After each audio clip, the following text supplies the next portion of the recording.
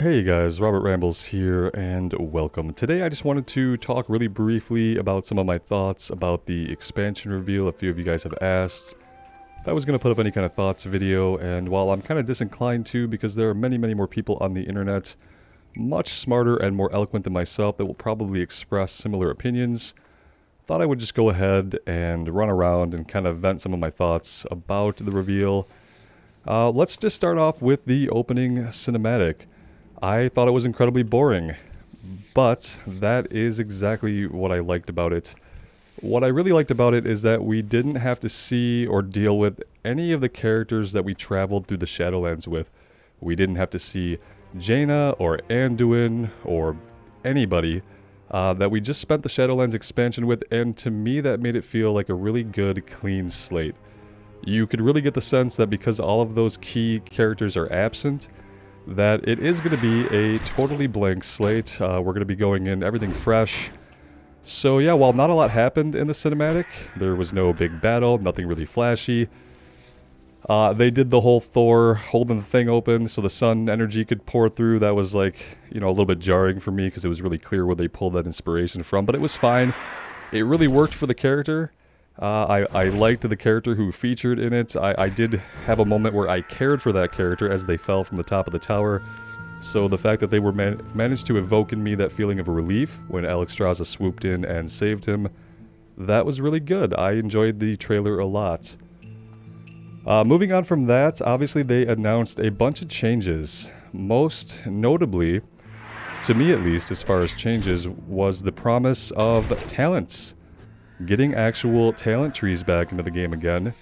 And the promise basically right out of Ian's mouth that they weren't going to do any more borrowed power systems that were then going to be flushed away at the end of the expansion. So that is almost exactly what he said word for word, that there weren't going to be any of these systems where we have them for an expansion and then we toss them out.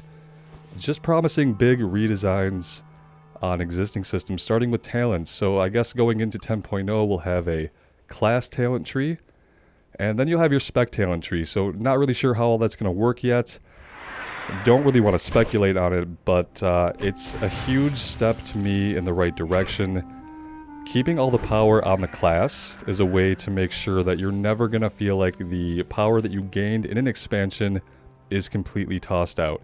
Even though from expansion to expansion you're going to do things like get better gear, all your gear is eventually going to be obsolete, stuff like that can't be helped. But one thing that can be helped is keeping growing character power on the character in the form of talents, in the form of new abilities, and things like that. So I think that's obviously pretty huge. I can't wait to see in testing what that's like, and I hope they continue to be as open about accepting feedback from the community when it's right, and actually making in-game changes. Other things to talk about, obviously the new class. There's a new class, and it's also a new race. And there's a new race, but it's also the new class. So the new dragon class and our dragon race, and then the evoker class are one in the same thing.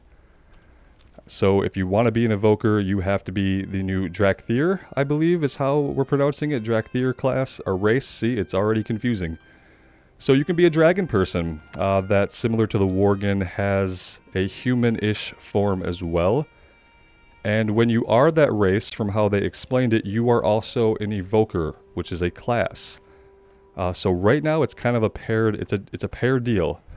You don't get one without the other, which is really different than anything they've done before in any expansions. So I'm really interested to see how that turns out. I think there's going to be a lot of people that don't particularly like it. Either that they don't like that their Drakthir can't be other classes, or that they'll be upset that the Evoker class cannot be played by other races. So it's pretty risky, but we'll see how it goes. We're going to get a new ranged spellcaster DPS, and a new healing spec. And yeah, they're going to wear chains, so that's going to be a little bit different than anything we have in the game today. The Drakthir themselves, I think their dragon form looks silly. I do think it looks silly.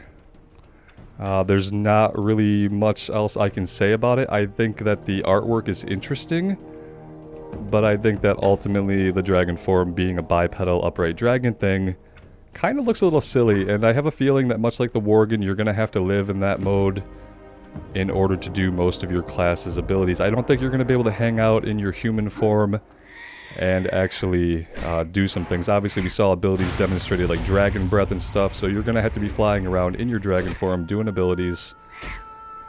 And I'm just not really a big fan of how they look right now. That being said, we're a long way off from expansion release, so they have lots of time to iterate on it, to make substantial changes, to respond to player feedback. So that's just how I feel. I thought the details that you could put into it was really awesome, and I thought that the human forms also offered a lot of customizability from what they showed, and that's really great.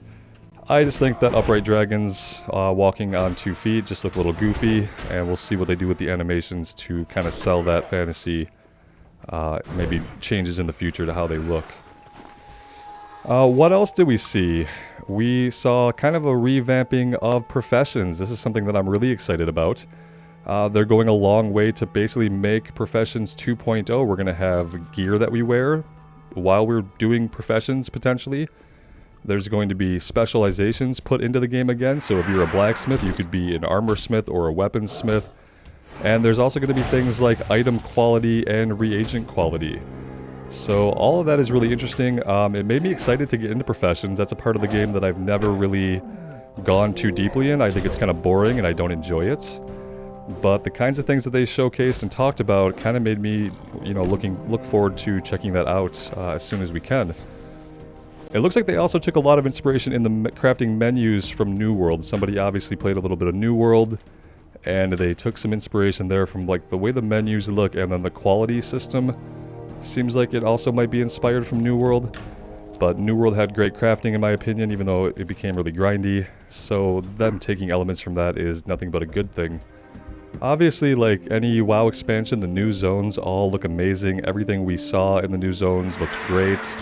It really does evoke the feeling of being back home, being back in Azeroth, in places that feel like part of a world. From what they showed, they have some open areas, and even the zones that have a lot of verticality kind of segue you through different feeling parts, so that things seem to be less like a video game level, and more like an actual area that you would encounter, you know, in a world. So I was really happy to see what they showed of the new zones. That kind of stuff was really cool. The Dragonflight system, Dragon Rider system, I don't really understand it enough yet. They kind of tried to say that it wasn't exactly what we know as flying today. So it'll be really interesting to see how they work physics into that as far as gliding, maybe catching updrafts, and stuff of that nature, which they kind of alluded to. Being able to customize your riding dragon seemed really cool. It's like, hey, you can have a unique mount and you're not going to buy it off the store. Everyone can craft something kind of unique. You can get armor for your dragon mount to wear. All that stuff is really interesting. And it creates a lot of opportunity to make content. To make quest lines where you go out and you get a set of armor for your dragon and things of that nature. So I'm really excited to see what they do with that. And I hope they work it into gameplay, as far as like driving people to explore the world, to kind of acquire those unnecessary items that are just for flavor. Before the reveal, some people kind of thought that maybe they were going to do away with leveling. Obviously, that didn't turn out to be the case. We're still going to be leveling from 60 to 70 in the next expansion.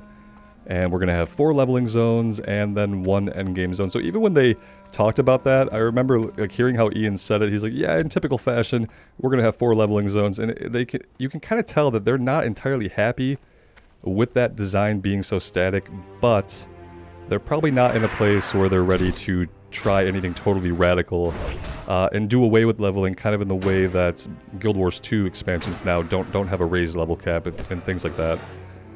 It seemed like they want to move away from it, but that they weren't ready to yet. So, you know, getting that same questing experience, I'm fine with that. I love questing. I don't mind leveling up. To me, that's kind of part of the experience. So I don't really mind that that's kind of staying how it has been. I appreciate that they're bringing back some of the old races that, you know, haven't really seen the light of day in a while. I like the idea that they're taking like the Centaur and having this whole alternate story for those that were on the Dragon Isles since, you know, 10,000 years ago, presumably. Same thing with the Tuskar, and then it was the Gnolls, right? I love the new Gnoll models. The Snolls were really cool looking. So I'm really excited to see how they take those existing races that we know from Azeroth and they do something new and unique with them. And I hope we get to explore the lore of those peoples in a really meaningful way.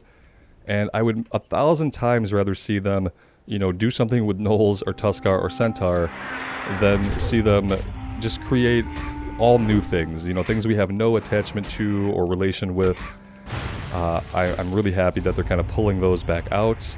And I really hope that the stories we get are impactful and meaningful and that they add to the lore in some really interesting ways.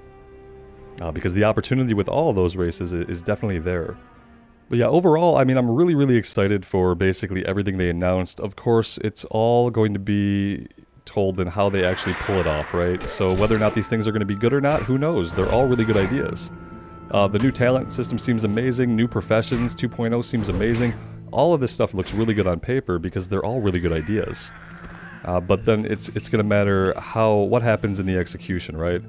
But I think with some of this stuff they can't go wrong because the great thing about it is if you're revamping the talent system and you need 2 patches to iterate on that, it's good because you're going to get to keep that into the future. You're going to be able to take that in its finalized state even if it's after 2 patches, and that's going to stick with the game into the next expansion. So there will be no more of this feeling as like, oh yeah, they fixed conduits, but they did it in the last patch, you know, when they were about to get flushed down the toilet. Or yeah, they fixed Azerite armor, or, you know, they fix all these systems, but they do it in the last patch of the expansion, and then you know they're going to dump it anyway. That won't exist anymore, so even if the systems aren't perfect, and if there has to be a lot of change and balancing, even after beta, it won't be as detrimental to the health of the game, because any changes we make in systems like Professions or Talent Trees will be able to keep living and will be carried forward into the future. So I think that going back to that and doing away with these borrowed power systems, if they stick to that, that will be amazing. That's something that I've wanted ever since we got rid of our artifacts after Legion. I wanted to be done with systems like that, and it would be really great to return to an Azeroth where all the power is vested in our character and in the accomplishments that that character has achieved, and not in some borrowed power systems. And then, of course, to kind of cap it off, a little bit about Wrath Classic. Not a lot to say about Wrath Classic. We're getting it. So that's great. And the even better thing is that we're getting it in 2022. And I kind of liked what they did when they were teasing it, and you saw the year kind of taking shape beneath the logo. And for a minute, the 2 looked like a 3, and you were thinking 2023? And then it was 2022, and, you know, internally I just felt really good. So I'm happy about that. Some of the changes that they mentioned, you know, we're going to have access to the Death Knights in the pre-patch. That's going to be great to get a head start on that because I really, really do want to level a Death Knight. So having the pre-patch to work on that is going to be good.